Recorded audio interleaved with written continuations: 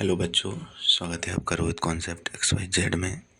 आज हम पढ़ेंगे 11th क्लास केमिस्ट्री का चैप्टर 1। ओके, तो इसमें हम ऑब्जेक्टिव क्वेश्चन देखेंगे। तो देखिएगा बच्चों, सबसे पहले वस्तुनिष्ठ प्रश्न देखते हैं। इसमें कहा गया है 0.00300 में सार्थक अंकों की संख्या कितनी होगी बेटा। तो इसमें कितना होगा बच्चों, तो इसमें होगा अपना कितना, इसमें होगा आंसर 3 होगा। कितना होगा बेटा, 3 होगा। ठीक है, अब आगे बढ़ते हैं। आधुनिक रसायन के पिता किसे कहा जाता है? आधुनिक रसायन के पिता कहा जाता है लेबोजियर को। किसको कहा जाता है? लेबोजियर। अब इसमें कहा गया है कि STP पर 22.4 लीटर CO2 का द्रव्यमान कितना होगा। STP का मतलब होता है स्टैंडर्ड टेम्परेचर प्रेशर पर इसका जो आयतन होता है वो कितना, 22.4 लीटर। यानी जो आयतन बेटा दिया रहता है वो जितना दिया रहता है वो ऊपर लिखते हैं। जैसे 22.4 दिया है तो वो ऊपर लिख दो, और नीचे सूत्र में होता है 22.4 लीटर। ठीक है, और इधर क्या होता है, द्रव्यमान होता है जब। ठीक है, सॉरी, इधर मोल आ जाते हैं तो यहाँ पे भार आ जाता है। माना कि मोल आ गए तो एक आ गया ये यहाँ से। अब अपन ने पढ़ा मोल बराबर भार बटे, जैसे मोल की संख्या आ गई, एक मोल बराबर भार बटे अणु भार होता है। तो भार अपने लिए यानी द्रव्यमान ज्ञात करना है। अणु भार कितना होता है CO2 का 44 का गुणा इधर करेंगे तो कितना आ जाएगा, 44। तो इसका आंसर बेटा कितना हो जाएगा, 44 हो जाएगा, ना कि 11 होगा। ये गलत दिया है इसमें, तो इसका आंसर 9 होगा। सॉरी, ये नहीं होगा, यहाँ पे 44 हो जाएगा। ठीक है, इसका आंसर क्या हो जाएगा बेटा, 44 हो जाएगा। अब अगला क्वेश्चन देखिएगा। 1.6 ग्राम मीथेन में पूर्ण दहन CO2 की मात्रा क्या होगी। तो इसको कैसे करोगे आप, इसमें जैसे CH4 है तो सबसे पहले आप CH4 लिखेंगे। मीथेन किसके साथ दहन होता है, ऑक्सीजन के साथ। ऑक्सीजन के साथ दहन किया आपने तो बनेगा इधर क्या, CO2 बनेगा, और क्या बनेगा, जल के अणु बनेंगे। ठीक है, तो ये आपको बनाना पड़ेगा। ठीक है बेटा, अब इसमें क्या करना है, आपको बैलेंस कर देना है। रिएक्शन इधर 2 हो जाएगा तो इधर भी कितना है बेटा, 2 हो जाएगा। इधर कार्बन के 12 होते हैं और हाइड्रोजन के होते हैं 4, तो 12 और 4 हो जाएगा 16। ऑक्सीजन का 16 दूनी 32 दूनी 64 इसका बाहर है। और इधर कितना हो जाएगा, CO2 का 44 हो जाएगा। 18 दूनी इसका कितना हो जाएगा, 36 हो जाएगा। अब वो क्या कह रहा है, CH4 से CO2 की मात्रा। तो जो तो CH4 से बात कर रहा है तो मेन चीज़ ये है अपना, जी देखिएगा CH4 का कितना दिया है, इधर दिया है कितना, 16 का मान कितना है अपना इधर, 44 है। कितना है, 44। तो एक का मान कितना होगा, 44/16। और जबकि निकालना क्या है अपने लिए बेटा, निकालना है 1.6 ग्राम के मान। तो एक पॉइंट हटा, इधर 0 लग गया, 16 से 16 कट गया, 1 0 तो एक अंक बाद दशमलव, तो 4.4 अपना क्या हो जाएगा, आंसर हो जाएगा। यानी इसका आंसर क्या हो जाएगा बेटा, 4.4 हो जाएगा। अब आगे देखते हैं। 14 ग्राम नाइट्रोजन गैस का NTP पर आयतन कितना होगा। तो 14 ग्राम, यानी सीधी बात, इसमें आप क्या निकाल लो, पहले तुम मोल निकाल लो। तो मोल की संख्या कैसे आएगी, मोल बराबर भार बटे अणु भार। भार इतना दिया, अणु भार N2 की वैल्यू निकालेंगे। भार होता है 14, 14 दूनी 28 हो जाएगा। तो 14 एकम 14, 14 दूनी 28, नीचे आ जाएगा 1/2 का मान होता है 0.5 होता है। कितना होता है, 0.5 होता है। अब 0.05 होता है ना, अब इसी से क्या करना है आपको, यानी 1 मोल बराबर कितने होते हैं, 22.4 लीटर आयतन होता है। जबकि अपन ने निकालना कितने का, 0.5 का। तो इसका निकालेंगे गुणा करके, इसकी ट्रिक होती है, तो 0 तो जी नीचे लग जाएंगे। ठीक है, इसका गुणा करेंगे, 5 में 2 एकम 2 एकम 2 2 दूनी 4, एक 0 लगा देंगे, बटे में 100 चल रहा है, 0 से 0 कट जाएगा, एक अंक बाद दशमलव हो जाएगा। 11 पॉइंट क्या आ जाएगा बेटा, 2 आ जाएगा, लीटर आ जाएगा। ठीक है, आयतन। अब इसमें रसायन का आरंभ सर्वप्रथम किस देश में हुआ था? तो ये इजिप्ट में यानी मिस्र में हुआ था। ठीक है बेटा, आगे बढ़ते हैं। ऑक्सीजन के 16 ग्राम में अणुओं की उतनी ही संख्या होती है जितनी की, देखो इसमें क्या है आंसर, ऑक्सीजन की बात चल रही है तो ऑक्सीजन बेटा होता है जैसे 16 ऑक्सीजन यानी O2 सूत्र होता है, तो 16 दूनी कितना हो जाएगा, इसका भार होता है 32, यानी 16 16 16 दूनी 32, यानी 1/2 मोल आ गए, है ना। या अणुओं की संख्या मान लो। तो ये बताइए हाइड्रोजन को कितना ग्राम दो, यहाँ पे 1 ग्राम, और हाइड्रोजन की जी कितनी अणु घन, दो एकम 2 हो जाएगा। तो इसका भी 1/2 आ रहा है, इसका भी 1/, इसलिए आंसर क्या हो जाएगा, ये हो जाएगा। ठीक है, आगे बढ़िएगा। इसमें लिखा है एक कार्बनिक यौगिक का मूलानुपाती सूत्र कितना दिया हुआ है, CH2, यानी कितना दिया है, CH2 है यौगिक की, एक मोल का द्रव्यमान 42 ग्राम है। इसका आणविक सूत्र बताइए, अथवा यौगिक का मूलानुपाती सूत्र क्या है, CH2 है, इसका ग्राम अणु भार 42 ग्राम है। इसका अणु सूत्र क्या होगा बेटा, अणु सूत्र निकालना है तो सबसे पहले जो अणु भार दिया है ना उसको देखिएगा। अणु भार में क्या करते हैं हम, जैसे इसका अणु भार बटे अणु भार वो होता है, जैसे माना कि अणु भार दिया गया है, एन की वैल्यू निकालना है, तो यानी भार माना कि इसका कार्बन और हाइड्रोजन का हो गया 14, ठीक है भार, और इसका कितना दिया है 42 दिया है, सॉरी कितना दिया है 42 दिया है, तो इसका 42 दिया और ये कितना होता है 14, तो 14 दिया कितना हो जाएगा 42, तो इनकी वैल्यू आ गई इतनी। जबकि मूलानुपाती सूत्र क्या है CH2, तो अणु सूत्र निकालना है, अणु सूत्र बराबर मूलानुपाती सूत्र गुणा n होता है, n की वैल्यू आ गई है 3, तो हाइड्रोजन कितने हो जाएंगे 3 दूनी 6, कार्बन में 3 एकम 3, तो C3H6 हो जाएगा इसका आंसर। क्या हो जाएगा C3H6 ये वाला। अब है निम्न में से किसमें अणुओं की संख्या सर्वाधिक होगी, ये सभी को पता है क्योंकि 45 ग्राम ग्लूकोज में अणुओं की संख्या सर्वाधिक होगी। क्यों होगी ये आप जानते हो, क्योंकि यहाँ पे ग्लूकोज का जो सूत्र है वो क्या होता है C6H12O6 होता है। वैसे भी अणु इसमें ज़्यादा आएंगे, है ना। आगे बढ़ते हैं। यदि सामान्य ताप पर यानी नॉर्मल टेम्परेचर प्रेशर पर दो गैसों का समान आयतन वाले दो पात्रों में अलग अलग रखा जाए तो उसके अणुओं की संख्या क्या होती है बेटा, अणुओं की संख्या हमेशा क्या होगी, समान होगी। अणुओं की संख्या क्या होगी, समान होगी। अब क्या करते हैं हम, अगला क्वेश्चन, निम्न में से विलयन की सांद्रता की वह विधि जो तापमान में परिवर्तन से प्रभावित होती है, ये क्या है, इसका आंसर क्या हो जाएगा बेटा, इसका आंसर हो जाएगा मोल, सॉरी ये नहीं होगा, क्या हो जाएगा मोलरता हो जाएगा, क्या हो जाएगा बेटा मोलरता हो जाएगा। ठीक है बेटा,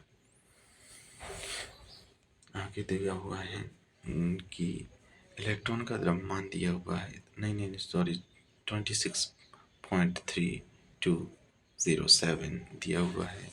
अब इसमें 3.4 यानी इधर कितना 263207 और इधर 3.4, इधर दिया 1.28 का योग बताना है। 7 0 8 2 10 7 3 7 2 9 और 1 10 6 3 और 1 10 और 11 यानी 31।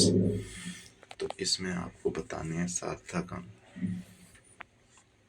तो ये कितना होगा, इधर पॉइंट के बाद गिनेंगे ही नहीं, इस साइड से दिए हैं जितने वो कितने हो जाएंगे, सार्थक अंक हो जाएंगे, यानी कितने हो जाएंगे सार्थक अंक अपने 2 हो जाएंगे। ठीक है, इसमें क्या हो जाएगा, इलेक्ट्रॉन का इतना दिया है तो सार्थक अंक इसमें कितने हैं, इसमें क्लियर दिख रहा है 4 हैं, कितने हैं 4 हैं। अगला देखिएगा 22.4 लीटर H2 में 11.2 लीटर Cl2 है, तो इसमें कितने मोल हो जाएंगे, तो इसको आप काट के देखिएगा। सबसे पहले जोड़ लो कितना दिया है पूरा आयतन, तो इसमें दिया है बेटा कितना 22.4, यानी चारों तो कितना हो जाएगा 6, 2 और 1 3, 2 और 1 3, और आयतन होता कितना है 22.4 लीटर के बराबर होता है, पॉइंट से पॉइंट कट जाएगा। अब हम क्या करेंगे, आगे काटेंगे इसको, चार से काटा दो, चार चार 8 है 32, 4 चौको 16, 4 पंचे 20, 4 छः 24, 12 7 84, 7 8 है 4 5 4 3 12, 4 दूनी 8, 3/2 का मतलब होता है 1.5। कितना होता है? 1.5 होता है। 3/2 का मतलब होता है बेटा 1.5, तो आंसर हो जाएगा 1.5। ऑक्सीजन के 16 ग्राम में अणुओं की संख्या उतनी ही होगी जितनी की इसमें होगी, है ना।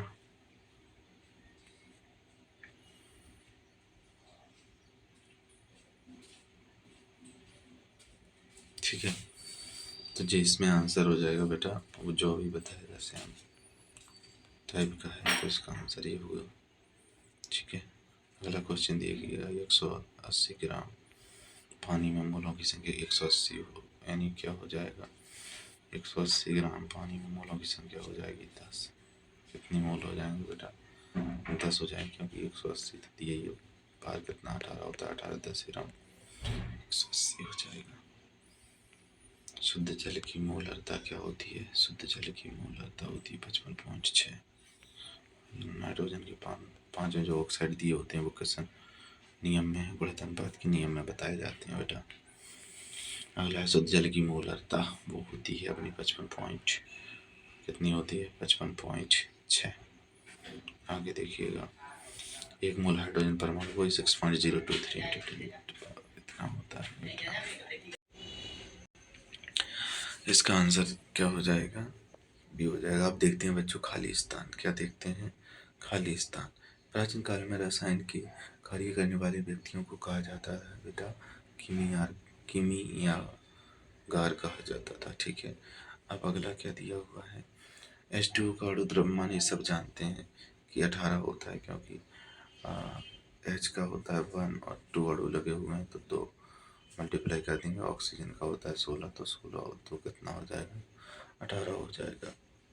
ठीक है, द्रव्यमान संरक्षण का नियम लोमोनोसोव ने दिया था। अणु परमाणुओं से मिलकर बने होते हैं। किसी पदार्थ में एक मूल में उपस्थित कणों की संख्या क्या कहलाती है? अवोगाद्रो संख्या कहलाती है। ठीक है, इस प्रकार 7 ग्राम नाइट्रोजन एनटीपी पर आयतन कितना होगा? देखो बेटा, इसको ऐसे करेंगे, नाइट्रोजन का मोल निकाल लो पहले। 7 एकम 7 7 चौको कितना हो जाएगा? 28। और ये बताओ, जबकि एक मोल बराबर होता है 22.4 लीटर, 22.4 लीटर, और जे आ गया है कितना? 1/4। तो 4 से काटेंगे, 4 पंचे 20, 2 बचे तो 4 छः कितना हो जाएगा? 24। तो कितना आ जाएगा? 5.6 आ जाएगा। अब दिया है 22.4 लीटर हाइड्रोजन गैस के अणुओं की जो होता है उतना ही जो मोल की संख्या के बराबर, ऐसे एक मोल बराबर उतना ही होता है। जो भी आंसर हो जाएगा। एक किसका है? जो तुल्यानुपात के नियम पर आधारित है। अब अगला दिया हुआ है CuH2SO4 में क्या बढ़ेंगे? यहाँ पे आ जाएगा CuSO4 आ जाएगा बेटा, और इधर आ जाएगा SO2। ठीक है, और इधर NaHCO3CH3COOH। तो सीधी बात, जो प्लस माइनस में टूटता है, सीधी बात जो प्लस में टूट रहा है तो ये माइनस में टूटता है, तो जो प्लस वाला ये इधर प्लस में टूटेगा, ये माइनस में, तो ये कहाँ से जुड़ जाएगा? इधर, तो CH3, और क्या बन जाएगा? COONA बन जाएगा। ठीक है, और प्लस जो बचा हुआ है क्या बचेगा? CO2 प्लस क्या बन जाएगा? H2O। इस प्रकार से इसका आंसर हो जाएगा। 1 लीटर जल में जल के मोलों की संख्या क्या कहलाती है? मोलों की संख्या सॉरी कितनी होती है? वो होती है 55.5। ठीक है, अगला है विलयन की 1 लीटर में उपस्थित विलय की मोलों की संख्या कहलाती है? मोलरता कहलाती है। अच्छा, 2.005 में सार्थक अंक होंगे जिसमें 4 होंगे। 0.0250 में सार्थक अंक होंगे, इसमें 3 होंगे। इसमें बताना है सत्य सत्य। पहला अपना रसायन की 8 नई शाखाएं 8 नहीं होती। रसायन का आरंभ सर्वप्रथम चीन में नहीं हुआ था। डाल्टन ने परमाणु बिल्कुल दिया था। रसायन संयुक्त के 3 नियम है। रसायन संयुक्त 3 नहीं, पोटेशियम बिल्कुल है, नीचे परमाणु किसी तत्व का वह छोटे से छोटा कण है जो रासायनिक क्रिया में भाग लेता है। वह अविनाशी है, बिल्कुल राइट।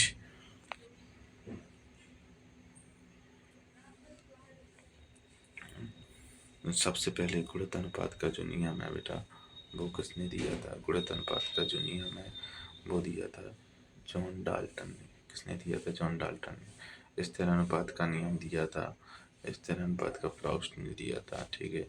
और तुल्य अनुपात का नियम दिया था वही जो स्थिर अनुपात का नियम था वही। या फिर गैसीय आयतन का नियम जो दिया था वो दिया था गैर-लुसाक ने। एवोगाद्रो, तो एवोगाद्रो हो जाएगा, घनत्व का बचा वही की वही हो जाएगा। ये आंसर हो गया इसके। ठीक है बेटा, आगे बढ़ते हैं।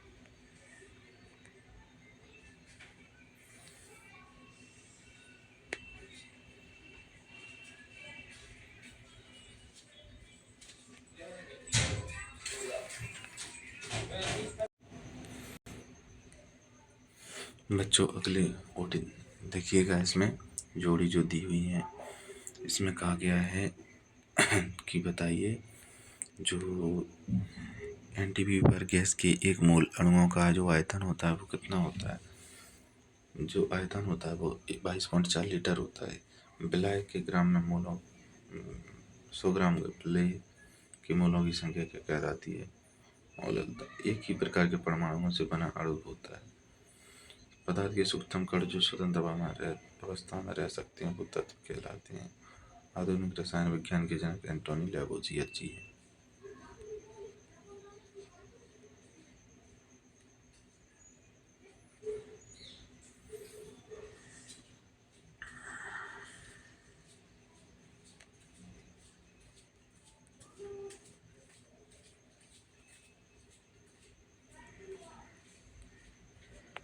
अच्छा, मोलरता है ना, जो इसमें पूछा गया है, जो मोलरता की जो इकाई है वो क्या है? तो मोलरता की जो इकाई है बेटा वो है मोल लीटर, मोल प्रति लीटर होती है। वैसे मोलंस की कोई इकाई भी नहीं होती है, तो है ना, इकाई रहित हो जाएगा इसका आंसर, ठीक है।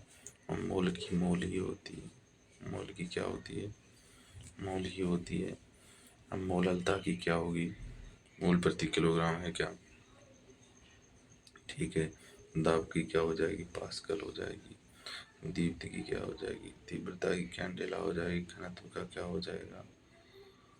घनत्व का हो जाएगा बेटा ग्राम लीटर इनवर्स हो जाएगा, द्रव्यमान का किलोग्राम हो जाएगा।